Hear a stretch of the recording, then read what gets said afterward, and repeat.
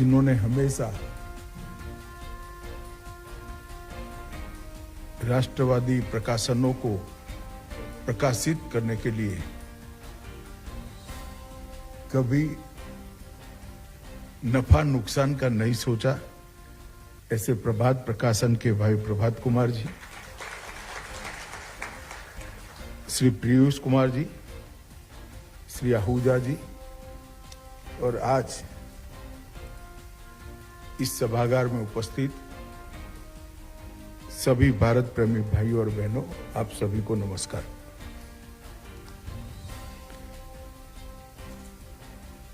आज मैं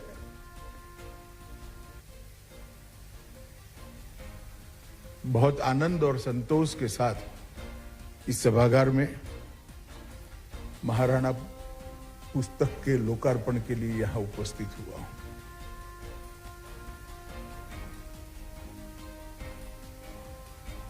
थोड़ा प्रभात भाई को मैंने आने की हाँ बोलने के बाद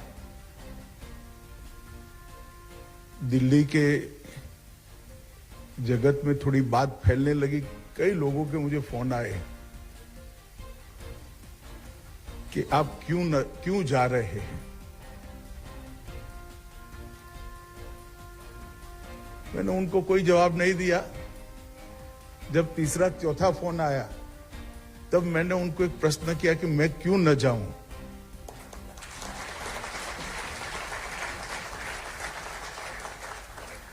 मगर जिन्होंने मुझे सवाल किया थे कि आप क्यों जा रहे हैं, उनको आज मैं सार्वजनिक रूप से कहना चाहता हूं।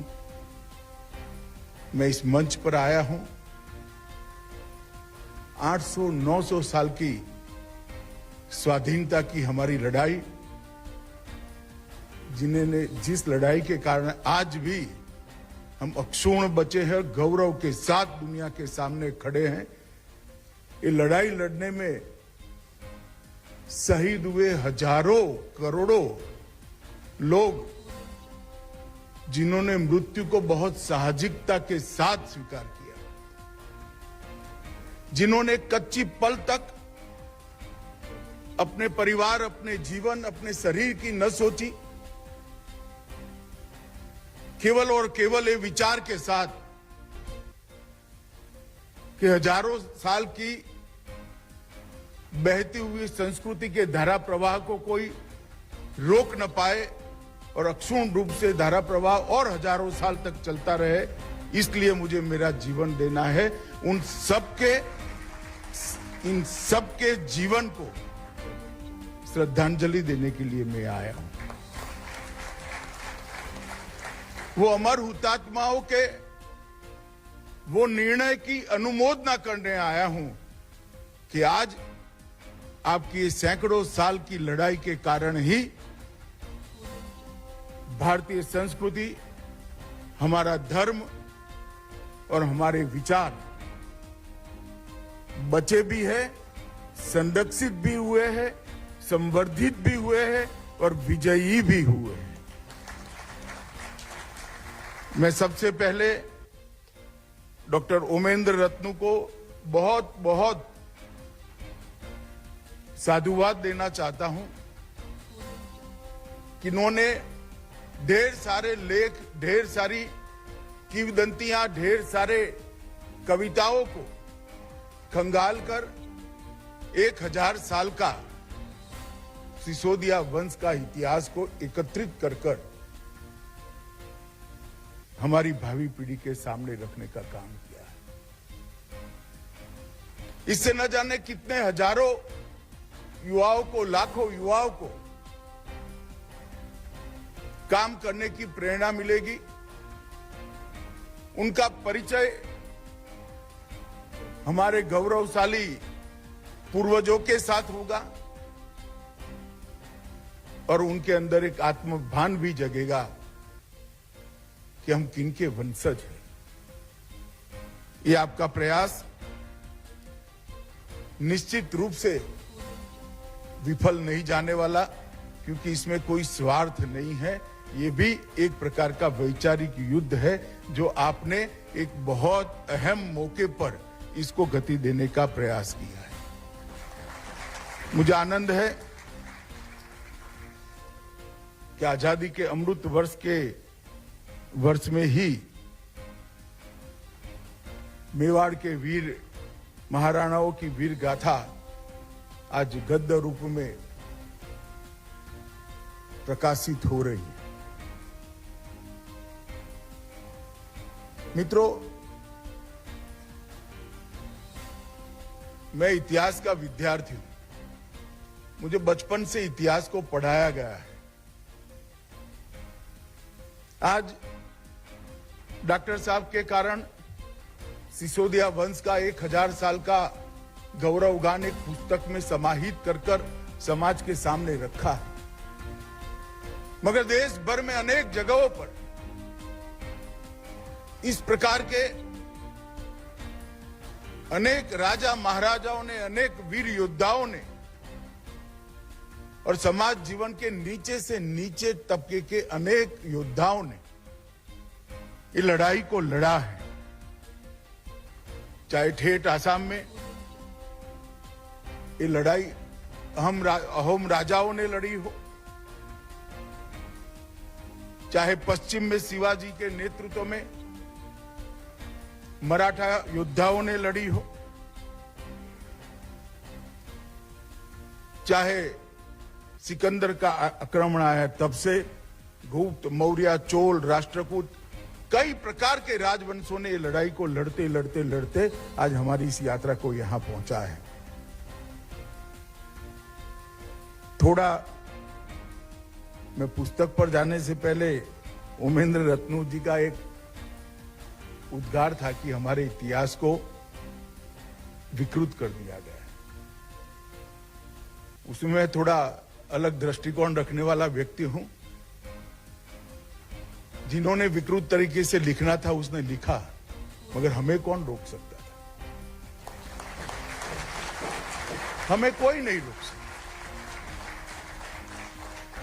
इतिहास सरकारों के आधार पर नहीं चलते हैं, इतिहास सत्य घटनाओं के आधार पर चलते हैं। और इतिहास, मैं आपको आज भी कहना चाहता हूं उमेंद्र जी, आपका ये पुस्तक बहुत मददरूप होने वाला है आगे के दिनों में हमारे इतिहास को एक मकाम, एक पीढ़ियों तक आगे ले जाने में। मगर इतिहास पुस्तकों के भी मोहताज नहीं है। इतिहास एक अंधेरी रात में चमकती बिजली की तरह है जो अपना प्रकाश खुद बिखेर देते हैं। मैं गुजरात के इस हिस्से से आता हूं जिस हिस्से के भीलों ने मेवाड़ के सिसोदिया वंश के राजाओं के साथ कंधे से कंधा मिलाकर लड़ाई लड़ी। राजस्थान से सटा हुआ हमारा क्षेत्र है। सैकड़ों साल पहले सवाई मानसिंह ने समाधान कर लिया अकबर के साथ। उस शादी को आज भी राजस्थान छोड़िए, गुजरात के गांवों में भी शिकायत नहीं किया। हमारे यहाँ स नहीं बोलते, सवा रुपया नहीं बोलते, हवा रुपया बोलते। स बोलना बंद कर दिया और सवाई महल को हवाई महल कर दिया। ये इतिहास ही है और इतिहास इसी तरह से जिंदा है। किसी ने पन्नाधाई के लिए कुछ नहीं लिखा है, मगर वो हजारों किंवदंती, हजारों कविता के अंदर सालों सालों तक जिंदा रहेगी। और उनका जो बलिदान है उन्होंने कितनी माताओं को प्रेरणा करता रहेगा कि देश के लिए मां का कर्तव्य क्या हो सकता है। और मेरा आज भी आग्रह है, जो इतिहास के क्षेत्र में पढ़ने वाले, संशोधन करने वाले, संकलित करने वाले और लिखने वाले, जब हमारा प्रयास किसी से बड़ा होता है, अपने आप झूठ का प्रयास छोटा हो जाता है। हमने हमारा प्रयास बड़ा करने में ज्यादा ध्यान देना चाहिए। झूठ की टीका करने से भी, झूठ पर टिप्पणियां करने से भी झूठ प्रचारित होता है। हमें कोई नहीं रोकता है हमारा इतिहास लिखने से। अब हम स्वाधीन हैं, किसी के मोहताज नहीं है। हम हमारा इतिहास खुद लिख सकते हैं। और डॉक्टर साहब, आज आपने भी इतिहास ही लिखने का काम किया है और गौरवपूर्ण इतिहास लिखने का काम किया है। मैं आपको बहुत बहुत बधाई देना चाहता हूं। कोई भी समाज को अगर अपने उज्जवल भविष्य को बनाना है तो अपने इतिहास से प्रेरणा भी लेनी चाहिए, अपने इतिहास के आधार पर उससे सीख भी लेनी चाहिए और अपने इतिहास से सीखकर समाज के नाते अपना आगे का रास्ता भी प्रशस्त करना चाहिए। ये बात सही है, कुछ लोगों ने इतिहास को इस तरह से लिखा जिससे निराशा का जन्म हो, मगर मैं आपको बताना चाहता हूं कि ऐसी भूमि है जहां निराशा टिक ही नहीं सकती। 25, 50, 100 साल बस हो गया, अंत में विजय तो सत्य का ही होता है और सत्य का ही हुआ है। और उमेंद्र जी ने जो प्रयास किया है उसमें 1000 साल का इतिहास, बापा रावल से लेकर आज तक का एक गौरवपूर्ण इतिहास को उन्होंने कुछ पृष्ठों के अंदर समाहित करने का प्रयास किया। इस पुस्तक को अगर आप बारीकी से देखोगे तो कई चीजें दिखाई पड़ेगी। एक किंवदंतियां थी कि हम अपने सीमित स्वार्थ में बंध कर रहते थे, ये देश कभी था ही नहीं। इस देश के अंदर सब अपने अपने निहित स्वार्थ के अंदर ही जीवन जीते थे। युद्ध लड़े वो भी अपने सम्मान के लिए लड़े, अपने अभिमान के लिए लड़े, संख्या बल एकत्रित नहीं कर पाए। इस पुस्तक को पढ़ोगे तो मालूम पड़ेगा प्रतिहार राजाओं को, नागभट्ट और पुलकेशी को कैसे बापा रावल ने साथ में लेकर इस्लामी आक्रमण को नेस्त नाबूद किया था। सिर्फ 6000 सैनिकों के आधार पर 50,000 से बड़ी अरबों की फौज को दिन में तारे दिखाने का काम वीर बापा रावल ने किया था। वो जन्म से राजवी नहीं थे। और आज इसलिए देश का पश्चिम क्षेत्र आज भी बापा रावल का नाम आते ही बच्चा बच्चा सम्मान के साथ, गौरव के साथ उनकी स्मृति को अपनी आत्मा के साथ जोड़ता है। और बापा रावल का ये जो प्रयास था, इसने 500 साल तक देश की पश्चिमी सीमा से आक्रमण नहीं होने दिया। कोना तो ये भी था, कच्छ वाला कोना भी था, और वहां से कई आक्रमण हुए भी, मगर हर बार उनको वापिस भेजा गया। रावल खुमान का इतिहास भी यहां पर बहुत अच्छे तरीके से रखा है। शायद आज के विद्यार्थियों ने रावल खुमान का नाम भी न सुना हो। उन्होंने कई बार परदेशी आक्रामकों को बाहर तक खदेड़ने का काम किया। रावल रतन सिंह और खुमान के कालखंड में भी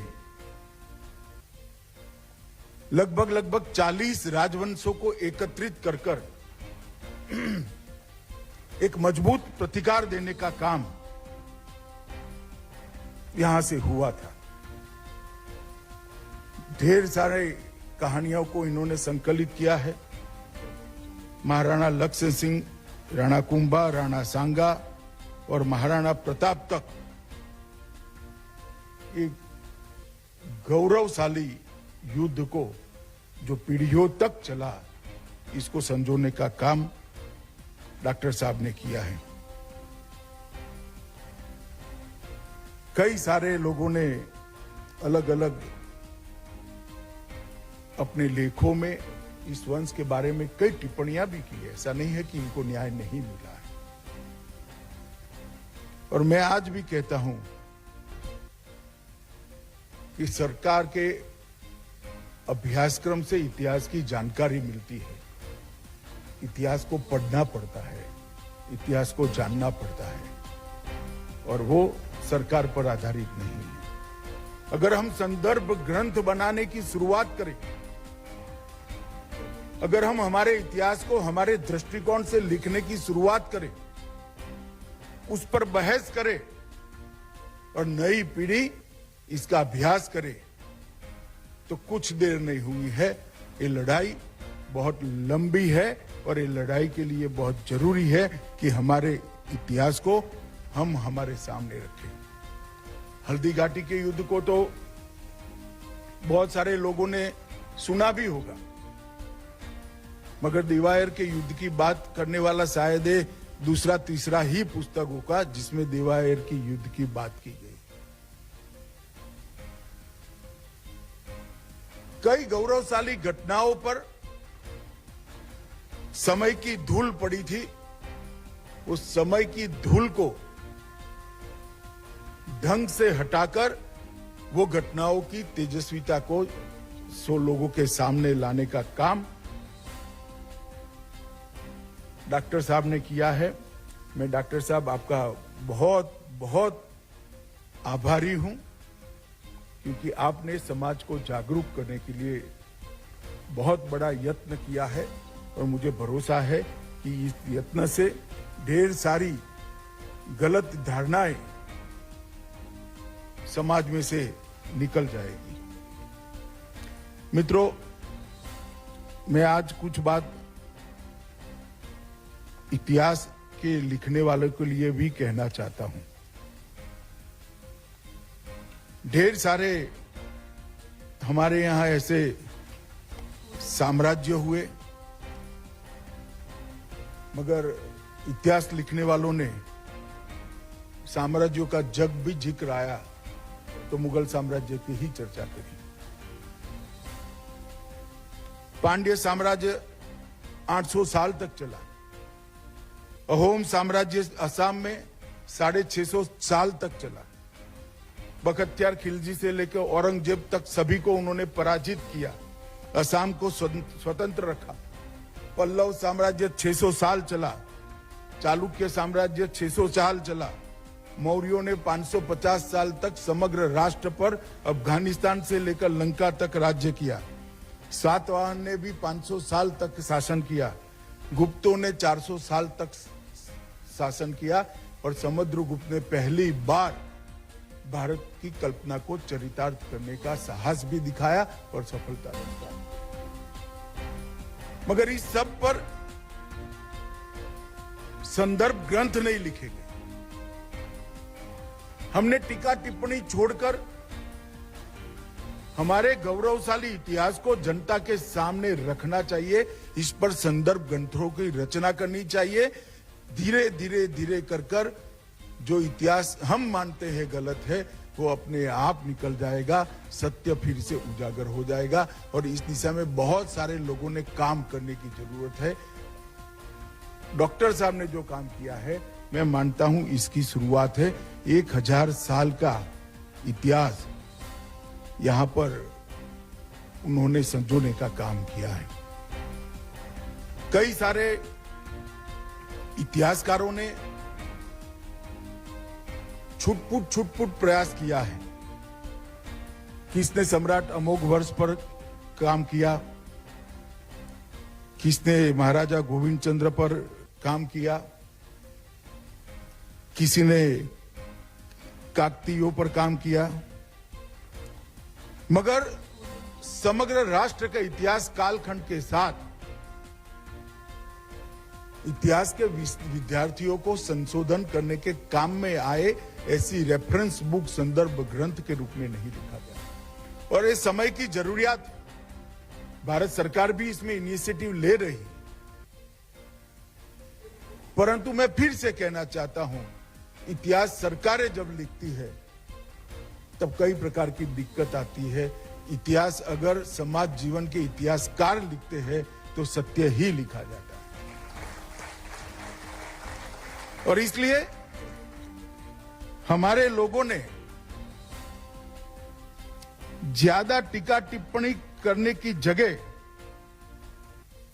संदर्भ ग्रंथ के रूप में इतिहास को आलेखित करना चाहिए। चाहे विजयनगर साम्राज्य का इतिहास हो, मौर्य साम्राज्य का इतिहास हो, गुप्त साम्राज्य का इतिहास हो, मराठों का इतिहास हो, ढेर सारे ऐसी बहुत लंबी लड़ाइयां अनेक कोनों में लड़ी गई है जो 500, 600 साल तक लड़े। पंजाब में सिख गुरुओं ने लड़ाइयों को लड़ा। वीर दुर्गादास राठौड़ व्यक्ति ही साम्राज्य की तरह था, इस प्रकार की लड़ाई लड़े।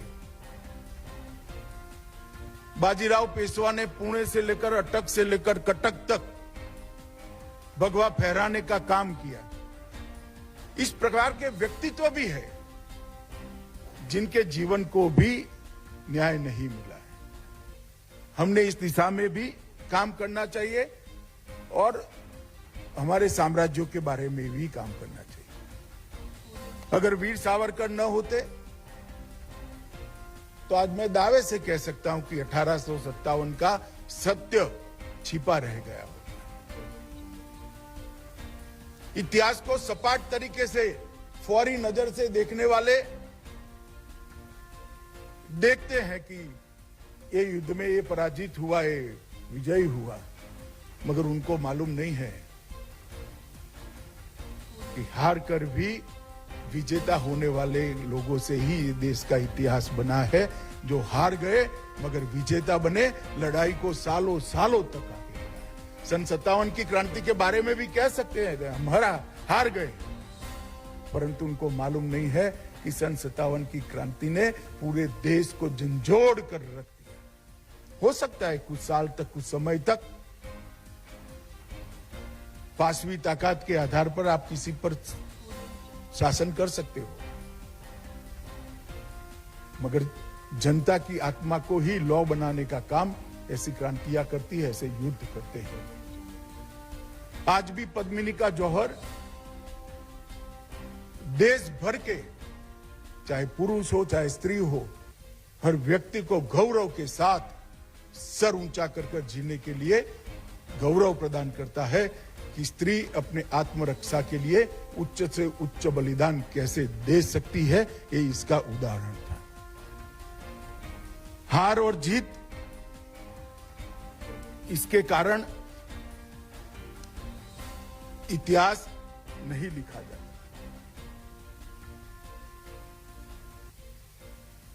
वो घटना ने क्या परिणाम छोड़ा, इसके आधार पर इतिहास लिखा जाता है। और जीतने वाले कई बार हारे हुए होते हैं, वो सदियों के बाद प्रस्थापित हो जाता है। मित्रों, 1000 साल तक चली ये लड़ाई। वैसे देखा जाए तो जहां जहां ये आक्रामक गए वहां सब तहस नहस कर दिया। वहां की भाषा भी चली गई, वहां का धर्म भी चला गया, वहां की संस्कृति भी चली गई। हमारे भी देश के बहुत बड़े हिस्से में चला गया, परंतु एक ही जगह है जहां आकर रुकना पड़ा, वो भारत है। यहां आकर रुकना पड़ा, यही लड़ाई मिली, यही हम लड़े, अपनी भाषा के लिए लड़े, अपनी संस्कृति के लिए लड़े हैं, अपने धर्म के लिए, और मजबूती के साथ लड़े हैं, पीढ़ियों के बलिदान देकर लड़े हैं। और आज मैं गर्व के साथ कह सकता हूं कि 1000 साल की लड़ाई में जिन जिन बलिदानियों ने बलिदान दिया था, आज वो पुण्यात्मा जहां पर भी होंगे, उनको भारत का पुनरुत्थान देखकर उनकी आत्मा को जरूर शांति मिलती है। फिर से एक बार गौरव के साथ दुनिया के सामने खड़ा होने का समय आ गया, और देश खड़ा हो रहा है, सरकारों से नहीं होता। समाज जीवन में जब जागृति की चिंगारी पनपती है, फैलती है, और वो आग में बदलती है, तभी जाकर परिवर्तन आते हैं, तभी जाकर समाज का गौरव जागरूक होता है। सालों के बाद आज लाखों बलिदानियों के बलिदान पर गौरव ले, इस प्रकार की समाज की जागृति आज समाज में देखने को मिल रही है। सालों के बाद हमारी संस्कृति को दुनिया भर में स्वीकृति मिले, इस प्रकार की स्थिति को हम देख रहे हैं। सालों के बाद समग्र दुनिया में देश का गौरव बढ़ता हुआ हम देख रहे हैं। अगर ये लाखों बलिदानियों ने बलिदान न दिया होता तो शायद आज ये दिन देखने हम सबके लिए भी भाग्य में नहीं होता। मैंने पुस्तक को पूरा तो नहीं पढ़ा है, मगर कुछ प्रकरण को मैंने जरूर पढ़ा है। बहुत मेहनत की है डॉक्टर साहब ने, बहुत सारे रेफरेंसेस, बहुत सारे इतिहासकारों के उद्गारों को, उनके लेखों को अंदर प्रमाण के रूप में भी रखा गया है।